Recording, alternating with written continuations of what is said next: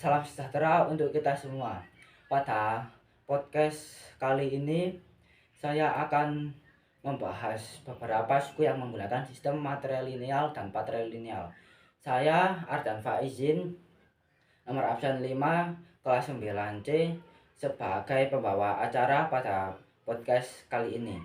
Dan saya sekarang sedang bersama beberapa teman saya yang akan menjawab beberapa suku yang menggunakan sistem patrilineal dan matrilineal. Kepada teman-teman saya dipersilahkan untuk memperkenalkan diri. Perkenalkan, nama saya Muzaffar Saputra Effendi, kelas 9C, nomor absen 19. Perkenalkan, nama saya Zabila Azhar Octavia, kelas 9C, nomor absen 32. Perkenalkan, nama saya Sofia Rahma, absen 29, kelas 9C.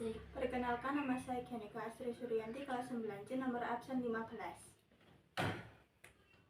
Pada kesempatan podcast kali ini, saya akan mengajukan beberapa pertanyaan kepada Effendi yang akan menjawab sebagai suku Bali. 1. Bagaimana sistem pernikahan suku Bali? Sistem pernikahan suku adat Bali yaitu sistem pernikahan adat yang bukan hanya ikatan antara dua individu. 2. Bagaimana jenis pernikahan dalam adat Bali? Jenis-jenis pernikahan dalam adat Bali yaitu Mampadek, Ngerorot, Nyentono. 3.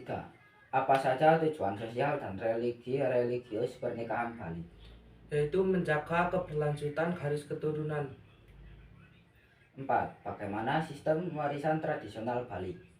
Sistem warisan di Bali didasarkan pada sistem patrilineal yang pada keturunan laki-laki. 5. Bagaimana perubahan hukum warisan Bali? Adanya perubahan hukum nasional.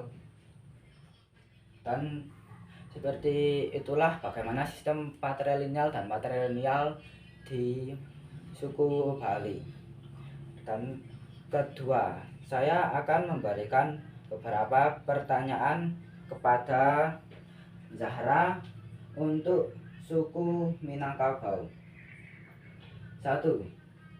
Bagaimana sistem pernikahan suku Minangkabau? Sistem pernikahan suku Minangkabau adalah matrilineal. 2. Siapa kepala rumah tangga di suku Minang setelah menikah? Setelah menikah, laki-laki tidak langsung menjadi kepala rumah tangga penuh. Pertanyaan ketiga, bagaimana sistem warisan suku Minangkabau? Sistem warisan suku Minangkabau adalah matrilineal. 4. Kepada siapa warisan harta pusaka tinggi? Warisan harta pusaka tinggi diwariskan kepada anak perempuan yang melalui garis ibu. 5. Kalau harta pusaka rendah kepada siapa? Apakah tetap ke anak perempuan? Ya, karena harta pusaka rendah bisa diwariskan kepada anak laki-laki maupun anak perempuan. 6. Bagaimana peran laki-laki Minang? Laki-laki Minang berperan sebagai mama atau paman dari pihak ibu yang bertanggung jawab atas keponakan saudara perempuannya, tidak hanya anak kandungnya sendiri. Itulah beberapa sistem patrilineal dan matrilineal dari suku Minangkabau. Dan saya akan memberikan soal selanjutnya kepada Rahma untuk suku Batak. 1. Bagaimana sistem pernikahan suku Batak? Sistem pernikahan suku Batak adalah patrilineal. 2. Apa yang dimaksud pemberian jujur atau sinamot? Pihak laki-laki biasanya memberikan harta berupa uang atau benda berharga kepada keluarga perempuan sebagai bentuk penghargaan. 3. Apa tujuan utama pernikahan suku Batak? Meneruskan garis keturunan ayah patrilineal agar anak laki-laki tetap terlestari. 4. Apa sistem warisan suku Batak? Bersifat patrilinear, anak laki-laki yang berhak sedangkan anak perempuan hanya mendapatkan bekal. 5. Siapa ahli waris utama? Anak laki-laki. 6. Apakah anak perempuan mendapatkan warisan? Anak perempuan umumnya tidak mendapatkan warisan karena setelah menikah ia akan ikut marga suami.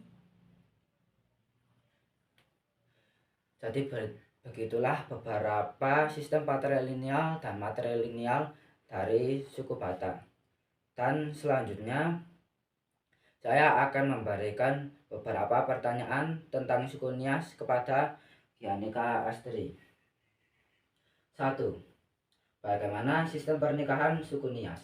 Suku Nias menganut sistem kekerabatan patrilineal. 2. Bagaimana pernikahan adat Nias? Pernikahan adat Nias disebut famalali, meliputi mas kawin yang diberikan pihak laki-laki kepada keluarga perempuan berupa emas, babi, dan barang-barang tradisional. 3. Bagaimana sistem waris suku Nias? Pewarisan harta diturunkan kepada anak laki-laki, terutama anak laki-laki sulung. 4. Apakah perempuan suku Nias mendapatkan warisan? Umumnya tidak. 5. Bagaimana peran kepala marga? Pewarisan sering melibatkan musyawarah keluarga dipimpin oleh kepala marga atau tokoh adat untuk mencegah konflik. Jadi begitulah beberapa pertanyaan tentang sistem patrilineal dan matrilineal dari suku Nias. Dan begitulah beberapa suku yang menggunakan sistem patrilineal dan matrilineal. Terima kasih sudah menonton.